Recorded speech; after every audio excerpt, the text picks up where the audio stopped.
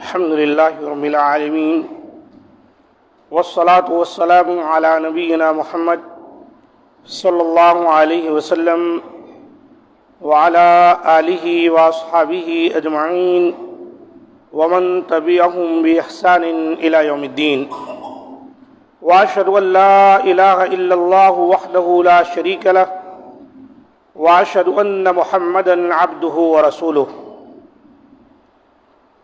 معزز سامعین کرام، جشن میلاد کی شرعی حیثیت اس عنوان کے تحت باتیں تسلسل کے ساتھ چلی آ رہی ہیں، اور آج کے درس میں جو بات پیش کی جائے گی وہ یہ ہے کہ نبی کریم صلی اللہ علیہ وآلہ وسلم کی تعریف میں غلو سے کام لینا۔ غلو کہتے ہیں کہ کسی کا جو مقام ہے اس کو اس مقام سے بلند کر دینا، جو کہ شریعت میں جائز نہیں ہے۔ ایک پہلو سے محفل میلاد کا جائزہ لیا جائے تو یہ بدعت ہونے کے ساتھ ساتھ منکرات کو بھی اپنے پہلو میں سمائے ہوئے ہے۔ مثلا مرد و زن کا اختلاط، آلات یعنی آلات موسیقی کا استعمال، طبلے اور ڈھولک کی تال پر نوجوانوں کا رقص، اور اس جیسی 20ویں قباحتیں ہیں، قباحتیں ہیں جو محفل میلاد کے نام پر ثواب سمجھ کر اختیار کی جا رہی۔ اور پھر ان محفلوں میں سب سے بڑے گناہ شرک کا ارتکاب کرنے کے کئی مناظر بھی دکھائی دیتے۔ مدح رسول صلی اللہ علیہ وسلم میں غلو سے کام لیا جاتا ہے، غیر اللہ سے فریاد رسی اور مدد طلب کی جاتی ہے، اور اس اعتقاد کو ببانگ دہل بیان کیا جاتا ہے کہ آپ صلی اللہ علیہ وسلم غیب بھی جانتے تھے، حالانکہ اللہ کا وصف اور اسی کا خاصہ ہے، اللہ کے سوا کوئی غیب نہیں جانتا۔ رسول اللہ صلی اللہ علیہ وسلم نے ارشاد فرمایا، ایاکم والغلو فی الدین فإنما اہلک من کان قبلکم الغلو فی الدین۔ دین میں غلو کرنے سے بچو، تم سے پہلے لوگوں کو دین میں غلو ہی نے تباہ کیا۔ یہ نسائی شریف کی حدیث ہے اور ابن ماجہ میں آئی ہے وصححہ الالبانی۔ اسی طرح آپ صلی اللہ علیہ وآلہ وسلم کا یہ بھی ارشاد ملتا ہے کہ لا تطرونی کما اطرت النصارى ابن مریم، انما انا عبد فقولوا عبد اللہ ورسولہ۔ میری تعریف میں حد سے تجاوز نہ کرنا، جیسا کہ نصارہ نے ابن مریم یعنی حضرت عیسیٰ علیہ السلام کی تعریف میں حد سے تجاوز کیا۔ بے شک میں ایک بندہ ہوں، لہذا تم بھی اللہ کا بندہ اور اس کا رسول ہی کہو۔ میں اس سے زیادہ کچھ نہیں کہ اللہ کا بندہ اور اس کا رسول ہوں۔ بخاری شریف کی حدیث ہے۔ اس سے پتہ چلا کہ غلو کا بھی بازار میلاد کے نام پر گرم کر دیا جاتا ہے۔ آپ دیکھیں گے کتنے نعت خواں حضرات ایسی نعتیں پڑھتے ہیں جن میں بالکل شرک موجود ہے۔ نبی صلی اللہ علیہ وسلم سے مدد کا طلب کرنا، آپ صلی اللہ علیہ وسلم کو مختار کل سمجھنا، اور آپ صلی اللہ علیہ وسلم ساری دنیا کی مدد کے لیے آتے ہیں۔ ایک بڑا بدعقیدگی کا مسئلہ ہے، وہ یہ ہے کہ رسول اکرم صلی اللہ علیہ وسلم کی تشریف آوری بھی ہوتی ہے، ان جلسوں میں ایسا بھی عقیدہ رکھا جاتا ہے۔ میلاد منانے والے حضرات کا خیال ہے کہ رسول اکرم صلی اللہ علیہ وسلم محفل میلاد میں بذات خود تشریف لاتے ہیں، اور اس بنا پر وہ آپ صلی اللہ علیہ وسلم کو سلام اور خوش آمدید کہنے کے لیے کھڑے ہو جاتے ہیں، جبکہ یہ بہت بڑا جھوٹ اور بدترین جہالت ہے، کیونکہ رسول اللہ صلی اللہ علیہ وسلم وفات پا چکے ہیں اور آپ کی مبارک روح اعلیٰ علیین دار الکرامہ میں ہے، اپنے رب عظیم کے پاس ہے، اور آپ قیامت سے پہلے اپنی قبر مبارک سے باہر نہیں آئیں گے۔ قرآن میں اللہ تعالیٰ نے ارشاد فرمایا، سورۃ المومنون کی آیت نمبر 116 ہے، ثم انکم بعد ذلک لمیتون ثم انکم یوم القیامۃ تبعثون۔ پھر اس کے بعد تم مر جاتے ہو، پھر تمہیں قیامت کے روز اٹھایا جائے گا۔ یہ آیت کریمہ ہر ایک کے لیے، کوئی نبی ہو، ولی ہو، پیغمبر ہو، رسول ہو، عام انسان ہو، سب کے لیے ایک دن تم مرو گے اور پھر قیامت کے دن اٹھائے جاؤ گے۔ اور نبی صلی اللہ علیہ وآلہ وسلم نے اس اٹھائے جانے کا ذکر کچھ یوں کیا کہ انا سید ولد آدم یوم القیامہ واول من ينشق عنه القبر واول شافع واول مشفع، میں قیامت کے دن اولاد آدم علیہ السلام کا سردار ہوں گا، اور سب سے پہلے میری قبر کا منہ کھولا جائے گا، سب سے پہلے میں شفاعت کروں گا، اور سب سے پہلی میری شفاعت قبول کی جائے گی۔ یہ مسلم شریف کی حدیث ہے 2278 پر آئی۔ دیکھا آپ صلی اللہ علیہ وسلم نے خود فرمایا کہ قیامت کے دن سب سے پہلے میری قبر پھٹے گی اور اس کے اندر سے میں نکلوں گا۔ تو پھر یہ دنیا میں جو عقیدہ رکھا جا رہا ہے کہ اللہ کے رسول نکل نکل کے گھوم رہے ہیں، یہ کیا عقیدہ ہے جی؟ اللہ کے رسول کہتے ہیں قیامت کے دن سب سے پہلے میری قبر پھٹے گی، کھلے گی، میں اس کے اندر سے نکلوں گا۔ تو آج یہ عقیدہ رکھنا کہ اللہ کے رسول قبر سے نکل کے گھوم رہے ہیں، آ رہے ہیں، محفل میلاد میں آپ حاضری دے رہے ہیں وغیرہ وغیرہ، کتنی بڑی بدعقیدگی ہے، سوچو آپ۔ عجیب بیوقوف لوگ ایک دوسرے سے پاگلوں کی طرح گھومتے ہیں۔ اللہ کی روح یہیں آئی ہوئی ہے، اللہ کے رسول آئے ہیں، ہو سکتا میں ٹکرا جاؤں، اور ایسے میں کیا ہے، شیطان خوب کھیلتا ہے، ڈانس ہو رہا ہے، ڈی جے بج رہا ہے، لوگ رقص کر رہے ہیں، جھوم رہے ہیں، حال آیا ہوا ہے کسی پر، عجیب عجیب حرکتیں مسجد میں مجلسوں میں کی جا رہی ہیں۔ انا للہ و انا الیہ راجعون۔ میرے بھائیوں، یہ سب بدعت ہے، بدعت ہی نہیں بلکہ یہ شرک کے اڈے بنتے جا رہے ہیں۔ ایسی ایسی بدعتوں میں ہم مسلمان گرفتار ہوتے جا رہے ہیں کہ یہ سب بدعت نہیں رہ گئی ہے، بلکہ اب دھیرے دھیرے یہ شرک کی طرف چلی جا رہی ہے چیزیں۔ اور اللہ کے رسول بدعت سے منع کیے، بولے بدعت تو وکل بدعت ضلالہ وکل ضلالۃ فی النار، بدعت گمراہی ہے، گمراہی جہنم میں پہنچا دیتی ہے، اور دین میں جو باتیں نہیں ہیں ان کو نکالنا اور نکال کر عمل کرنا، اللہ کے رسول نے فرمایا رد، ایسا کوئی عمل کیا جائے یا ہمارے دین میں نکالا جائے جو اس میں نہیں ہے وہ مردود ہے، مقبول نہیں ہوتا، اللہ کے یہاں سے رد کر دیا جاتا ہے۔ بخاری مسلم کی حدیث ہے۔ اور صحابہ کرام کا بھی یہی عقیدہ تھا، صحابہ کرام بدعات کو بالکل پسند نہیں کرتے تھے۔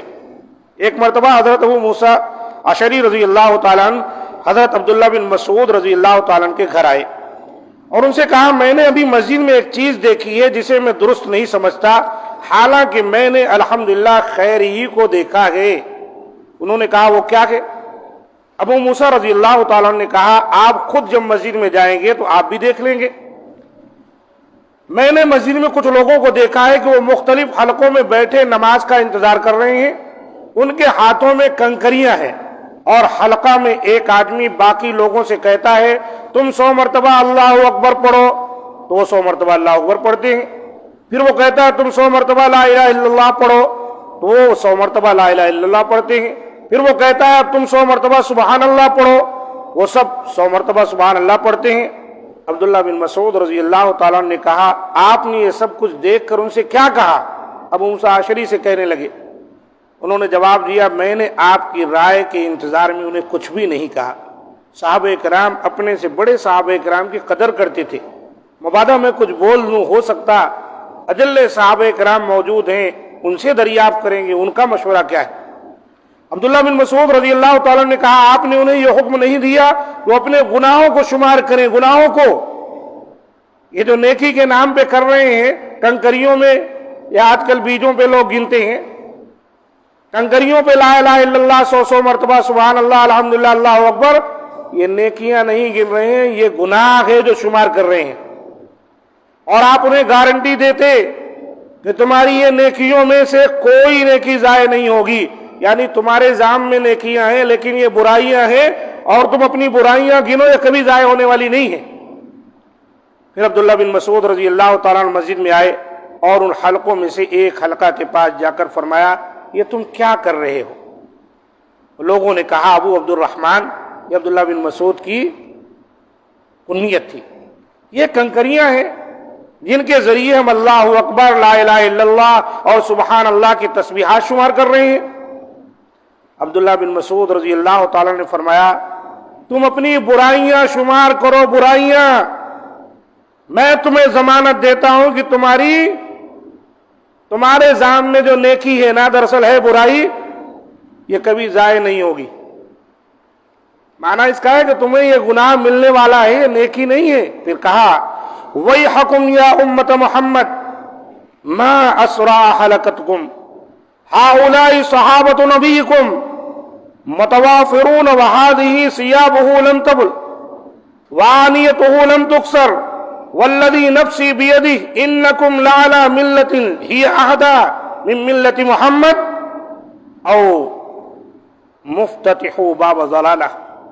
افسوس ہے تم پر اے امت محمدیہ کہ لوگوں، یہ دیکھیے صحابہ اکرام کی دور کی بات ہے، یہ تابعین ہیں جنہوں نے صحابہ کو دیکھا ہے، ان سے کہہ رہے ہیں عبداللہ بن مسعود افسوس ہے تم پر امت محمد صلی اللہ علیہ وسلم کے لوگوں، تم کتنی جلدی ہلاکت کی طرف چل دیے۔ یہ تمہارے نبی صلی اللہ علیہ وسلم کے صحابہ ابھی بکثرت موجود ہیں، اور آپ صلی اللہ علیہ وسلم کے کپڑے ابھی بوسیدہ نہیں ہوئے، اور نہ ہی آپ کے برتن ابھی ٹوٹے ہیں۔ اس اللہ کی قسم جس کے ہاتھ میں میری جان ہے، کیا تم یہ سمجھتے ہو کہ تم محمد صلی اللہ علیہ وسلم کے طرز عمل سے بہتر طرز عمل پر ہو، یا تم گمراہی کا ایک دروازہ کھول رہے ہو؟ یہ گمراہی کا دروازہ کھول رہے ہو، کیا سمجھتے ہو؟ اللہ کے رسول نے لا الہ الا اللہ، اللہ اکبر، سبحان اللہ، الحمدللہ، سبحان اللہ شمار کیا ہے، لیکن کنکریوں پہ نہیں، انگلیوں پہ۔ یہ تم کنکریوں کی بدعت ایجاد کر کے گمراہی کا دروازہ کھول رہے ہو، یا تم سمجھتے ہو کہ تم نبی صلی اللہ علیہ وسلم سے زیادہ ہدایت کا راستہ پا گئے ہو؟ اب لوگوں نے کیا کہا؟ لوگوں نے وہی کہا جو آج لوگ کہتے ہیں، واللہ یا ابا عبد الرحمن ما اردنا الا الخیر۔ اے ابو عبد الرحمن، اللہ کی قسم ہم نے تو خیر کا ہی ارادہ کیا ہے نا، ہم کون سی برائیاں کر رہے ہیں؟ اللہ کا ذکر و اذکار کرنا کوئی بری بات ہے کیا؟ انہوں نے فرمایا، کون؟ عبداللہ بن مسعود نے، وَكَمْ مِن مُرِيدٍ لِلْخَيْرِ لَن يُصِيبَهُ، کتنے لوگ ہیں جو خیر کا ارادہ کرتے ہیں لیکن وہ خیر کو ہرگز نہیں پا سکیں گے، کیونکہ خیر وہ ہے جو اللہ رسول نے بتایا ہے، جو اللہ رسول کے راستے سے ملتا ہے۔ خیر وہ نہیں ہے جو خود ہم ایجاد کر لیں اور اس پر عمل پیرا ہو جائے۔ کہا کہ بہت سے لوگ خیر کی امیدیں لگائے خیر کا کام کرتے ہیں لیکن وہ خیر نہیں پاتے، کیوں؟ ان کا وہ عمل قرآن و سنت کے مطابق نہیں ہوتا، ان کا عمل بدعت پر ہوتا ہے، اس لیے ان کو اس سے کوئی ثواب و اجر نہیں ملتا۔ سلسلۃ الاحادیث الصحیحہ 2005 پر یہ حدیث ہے اور صحیح حدیث ہے۔ یہاں آپ غور فرمائیں، تسبیحات پڑھنا، تحلیل و تکبیر پڑھنا، تسبیح پڑھنا بری بات نہیں۔ انہوں نے غلطی کیا کی تھی؟ حلقہ بنا لیے تھے۔ اب نماز کا انتظار ہو رہا ہے، مسجد میں اذان ہو گئی، حلقہ بنا لیے، ایک کہہ رہا ہے پڑھو 100 مرتبہ، پڑھو 100 مرتبہ، اب کنکریاں پڑی ہوئی ہیں ان میں شمار کر رہے ہیں۔ اتنے پر اتنا ناراض ہوئے صحابی رسول۔ میرے دوستو، یہی عالم آج لوگوں کا، آپ دیکھیے لوگ اس بدعت میں ملوث ہیں، اور سب کی زبان پہ یہی ہے کہ آخر برائی کیا ہے، کیوں چڑھتے ہو، کیسے بدعت کہتے ہو؟ ارے بدعت اسی لیے ہے کہ اللہ کے رسول نے اس کو نہیں کیا ہے، اللہ کے رسول نے اس کی اجازت نہیں دی، آپ کے صحابہ نہیں کیے۔ 600 صدیوں کے بعد بعض شیعوں نے، رافضیوں نے یہ شوشہ چھوڑا اور میلاد کے نام پر اس طرح کی بیکار قسم کی رسم ایجاد کی، اور آج اہل السنہ والجماعہ کی کثیر تعداد اس میں ملوث ہے۔ اس کو عید الاعیاد کہا جاتا ہے، عیدوں کی عید، وہ 2 عیدیں جو نبی چھوڑ کر گئے ہیں اس سے بھی بڑھ کر۔ یہ ربیع الاول کا مہینہ، کہتے ہیں اس کو ربیع الاول کا مہینہ نہ کہو، ربیع النور کہو، یہ نور کا مہینہ ہے۔ میرے دوستو، ان چیزوں سے اپنے آپ کو بچاؤ، اپنی آل اولاد کو بچاؤ۔ اس کے لیے کوئی دین اسلام میں جگہ نہیں۔ ذرا سوچو، ایسے جو ہے صدیاں در صدیاں لوگ جو ہے نئی نئی چیزیں ایجاد کر کے اسلام کے نام پر بنا دیں گے تو دین اسلام جو سچا اسلام ہے وہ کہاں باقی رہ جائے گا؟ اور آج یہی حال ہے۔ کوئی سنت کے مطابق نماز پڑھے تو لوگ کہتے پتہ نہیں کہاں سے نئی چیز لے کے آ گیا، حالانکہ سنت کے مطابق نماز پڑھ رہا ہے، وہ تو سب کتاب و سنت میں موجود ہے، احادیث کے ذخیرے میں ایسی حدیثیں موجود ہیں، لیکن ایک کہتا کہ یہ نئی چیز لے کے آ گیا، حالانکہ نئی چیز وہ ہے جس پر وہ عمل کرتا ہے۔ اللہ تعالی ہم تمام کی حفاظت فرمائے بدعات و خرافات سے، اور قرآن و سنت پر عمل پیرا ہونے کی توفیق دے، اور مولا کریم توحید پر ہم تمام کو مضبوط کر دے اور سنت پر چلنے والا بنا دے، اور بدعات و رسومات سے محفوظ فرمائے۔ هذا ما عندي، سبحان ربك رب العزة عما يصفون وسلام على المرسلين والحمد لله رب العالمين۔